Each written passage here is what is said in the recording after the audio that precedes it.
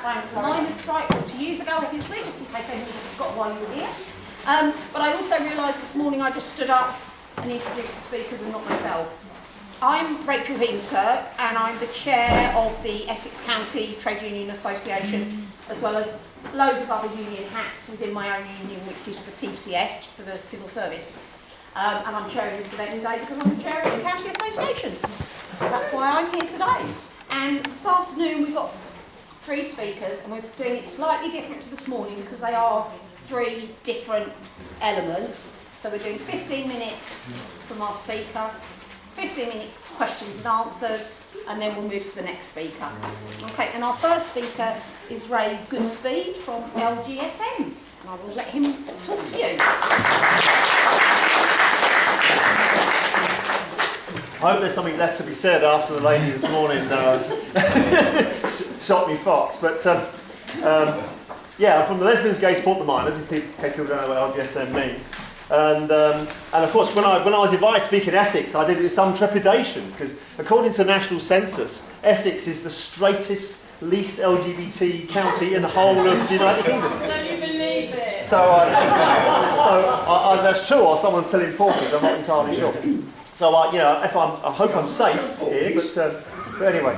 So thank you very much for the invite. It's good to see you. And usually, when I'm invited to speak, I pay tribute to the miners and the mining communities, especially the women. But of course, lots of speakers today will be doing that. So I'll focus on my particular area. But I do think it's important to say that the Pride movie very much it presents LGSM as like the heroes. It centres us. And of course, that was never our intention. It puts us, the film puts LGSM and the gay people in London at the centre of the whole dispute. But for us, the miners were always at the centre, and they always will be. That's the point. They're the heroes. In America, once they tried to advertise the Pride movement by saying that the real heroes of the miners' strike, which is just absurd, because the real heroes were the people who didn't have any money for a year and watching their children go hungry. All we did was get drunk and shake buckets outside a few gay pubs, which is a much more enjoyable experience. So let's start then. Of course, the strike started in March, and many of us were already collecting. And many of us were already collecting in the streets. We were collecting in the... am I right to sort of move around a bit? We were collecting in the streets. We were collecting in trade union branches. I was a shop steward in my own Now Go branch, which is now Unison, in Islington at the time. But a few months into the strike, after Orgreave and all that had happened, in the end of June, which is the Pride March, Mark Ashton and his mate Mike Jackson, they thought, well, tell you what, why don't we just take a bucket, let's just collect some money in the Pride March. Can't do any harm, can it? Let's see what happens. Well, a lot happened, as it turned out, and it became the subject of a major movie 30 years after that, and we're still talking about it 10 years after that. And they were so impressed with their good results that a couple of weeks later, on July the 15th, 1984, Mark put an advert in a newspaper. Remember them? Adverts in newspapers. Remember that before Facebook existed. And he advertised a meeting in his council flat at the Elephant and Castle in the Haygate estate. And 11 men turned up. So I know we're Lesbians and Gay Support the Miners, but the L was kind of an aspiration because we were all men to start with. So we wanted women, so we called ourselves LGSM. But that was a bit of more of a hope than an expectation. And but of course later on, women did turn up. Well, that's only fair to say they're always quite a small minority of members. And if people want to know why that would be, ask me a question about it later. I can't go into great details now. So we're 11 men, and we actually had a contact through friends of friends of friends in South Wales, in a village called Onthloen, and the Swansea, Neath and Delice Valley Miner Support Group in the far west side of Glamorgan. Which is a Welsh-speaking area, just to make it even more confusing for everyone. And I know in the movie, we put a pin in the map saying, oh, where should we? Oh, South Wales, is that a place? Is there a coalfield in South Wales? Well, can I just say, we weren't as stupid or naive or as pretty as the film makes us look, well, except me, of course. They could. I'm not in the movie because they couldn't find anyone pretty enough to play me. Keanu Reeves wasn't available. So we had a personal link with the Swansea, Neath and Dyce Valley and the main miners' welfare, where a lot of the film is filmed, and where a lot of our social events happen, was the Uncloyne miners' welfare. You know, the village without a vowel, as they say in the movie.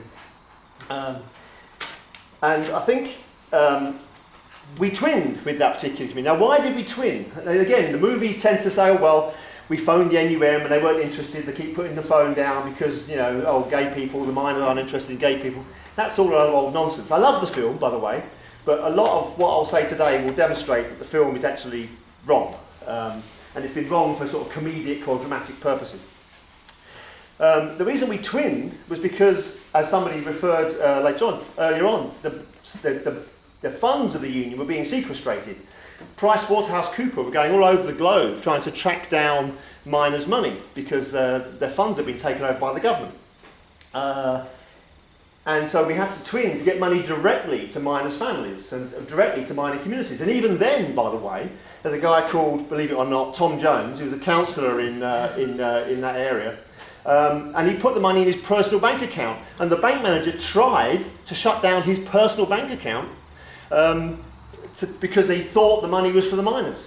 But then a couple of miners the manager of the bank lived in the community, and a couple of miners who knew him paid him a visit, and the funds were suddenly released. And I think it's important to say that our support for the mining communities was unconditional.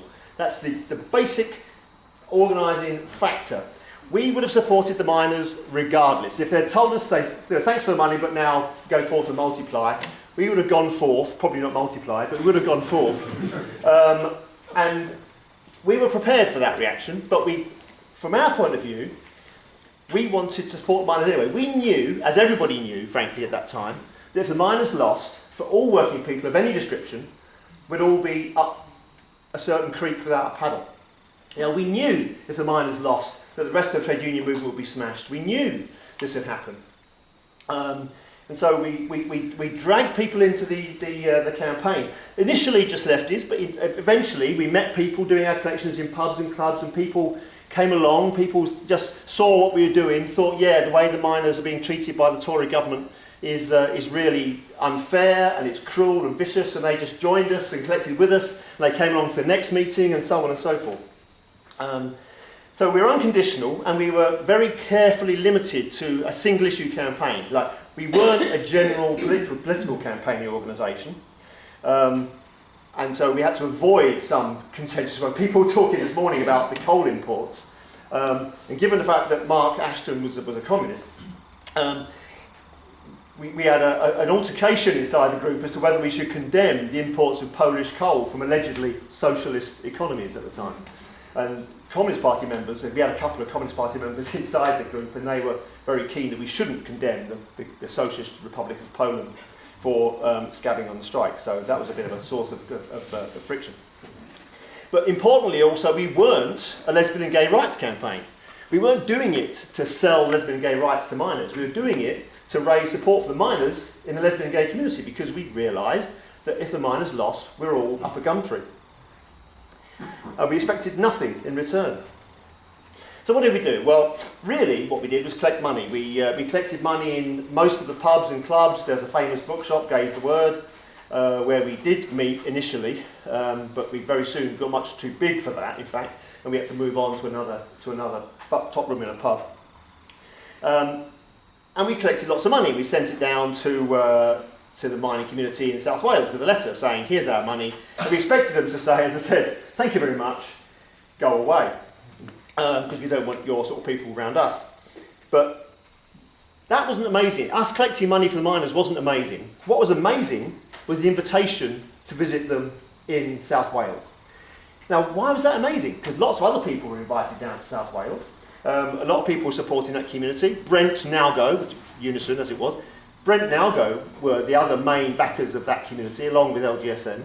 So why was it amazing? Well, I need to take you back to that time, where it was illegal to have, for gay men to have sex under the age of 21. It was legal to be gay, but it was illegal to actually ask anybody for how's your father.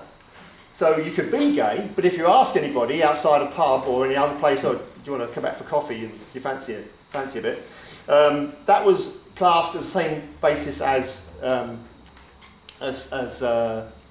soliciting, prostitution. So basically we were soliciting for an immoral purpose if you asked anybody to go to bed with you. They used to send what were called pretty police. They used to send young, good-looking policemen in plain clothes into public toilets and hanging around outside bars, waiting to be approached by gay men who would then be arrested. And we had no rights. And I'm not saying no rights in a figurative sense of the word. We literally had no rights. The law explicitly allowed us to be sacked for being gay. Explicitly. It was taken to a tribunal and we lost it. But beyond all of that legal stuff, because to be honest, when you're thinking about having sex with someone, you don't run the law through your head. That's not really how it works.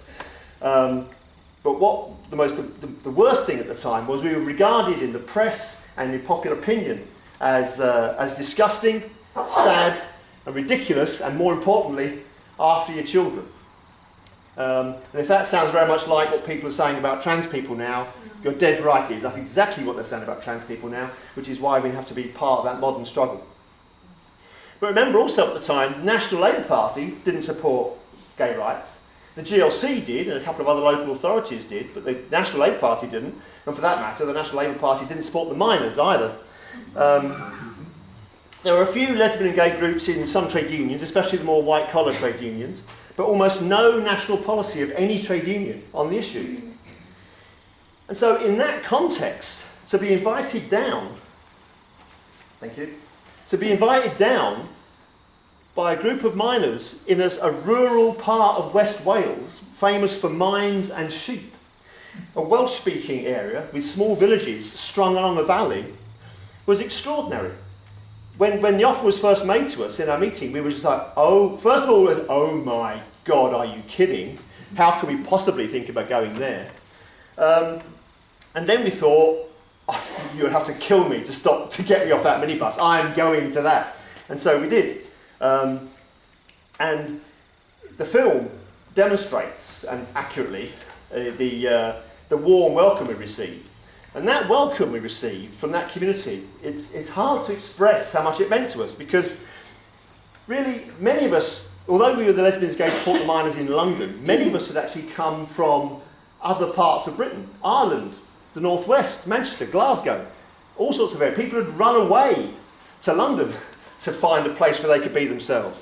And the idea of a community that rural, inviting us, and that solidly working class, miners of all things, inviting us down was extraordinary, and it was very, very moving. Because you see, that was a warmer welcome in that mining community than we would have got in our own hometowns. Not me, I'm a Londoner, but others, people who came down. And it would have been a better reaction very often than some people would have got from their own families.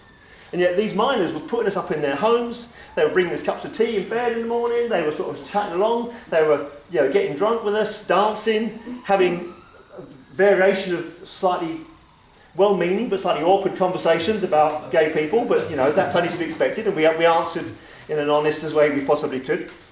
And you could see that any kind of residual hostility was immediately just swept away. I should point out, the film's often wrong in harmless ways, but in a couple of ways it's wrong and not harmless. The miners, there was never a walkout when we first started to speak at the Unthlawing Miners Welfare Hall. Nobody walked out. We would never express any overt hostility. Partly, I'm sure, because the people in the village knew that the people who were likely to be opposed to us, and they kept them well away from us. That's almost certainly true. And of course, the film also, spoiler alert here, close your eyes, close your ears if you don't want to hear. In the film, they vote not to accept our money at some stage. That never happened. We were in South Wales on our second visit on March the 3rd as the vote was taken to go back. We stayed with them to the very, very end. And we were very proud of that. So there was no hostility, and that was that's something that always needs to be pointed out when I speak about the movie, because that they boosted the hostility to us to make more of a film of it, if you know what I mean. So, I'm almost on the edge now. Okay, 14. I'll quickly go. So 27 of us went down to Montloin, not a little minibus in one minibus as in the movie.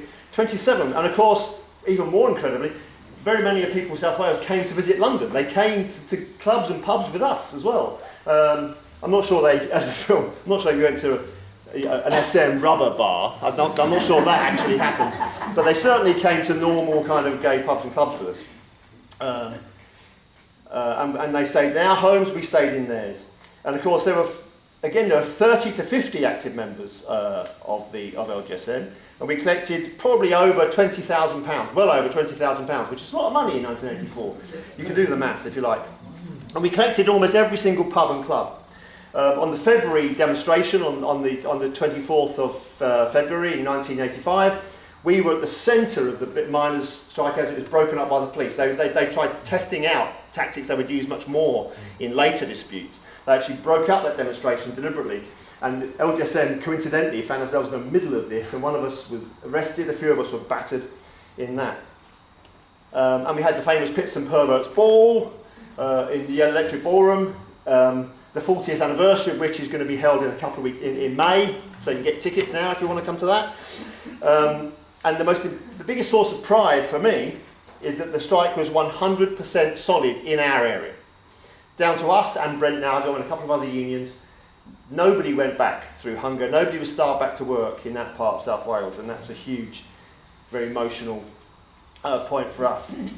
And we took class politics into the gay scene. We didn't take class politics into the campaigning groups, the lefty groups, the gay campaigning organisations. We took class politics into every single pub, every leather bar, every drag bar, every leathers and feathers, as it were. We went everywhere. And by the way, for some reason, drag queens are always more left-wing than leather men. I don't know why that is. I think if you can afford all that leather, you must be pretty well heeled, and so you tend to be more Tory, I guess. I don't know what. All that leather and no bikes parked outside. And also we didn't intend to do this, but we took LGBT issues into the mining communities. And through the mining communities, we took it into the wider trade union and labour movement. And in 1985, the TUC and the Labour Party conferences began the process of passing policy and of integrating LGBT people into the labour movement. I'm just finishing that. I did. I know you. And of course, the results of the disputes were the mining communities were devastated. The trade unions were smashed generally. Only now recovering, thank God, and it's warmed the cockles of an old man's heart to see this an upsurge in trade union activity again after all those years. People say, oh, well, the miners lost, but you won. Well, not initially we didn't, because there was the AIDS crisis in the late 80s, the massive downturn in support for gay people, a huge drop in public acceptability for gay people. There was Section 28 attacks. And so I think what we must do now is, if people talk about learning lessons, we must remember the lessons of solidarity, because the ruling class have got the press, they've got the money, they've got every broadcasting, they've got everything. All we have is solidarity. All we have is each other. If we don't support each other, if we don't fight for every section of working people, black and white and men and women and trans and het and cis and gay and straight, if we don't unite all of those people, then we'll lose. It's a source of division, and we need to win that. Thank you.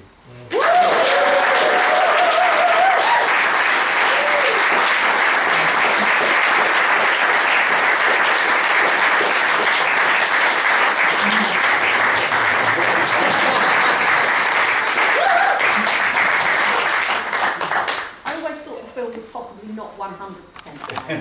I'll go back and rewatch it now.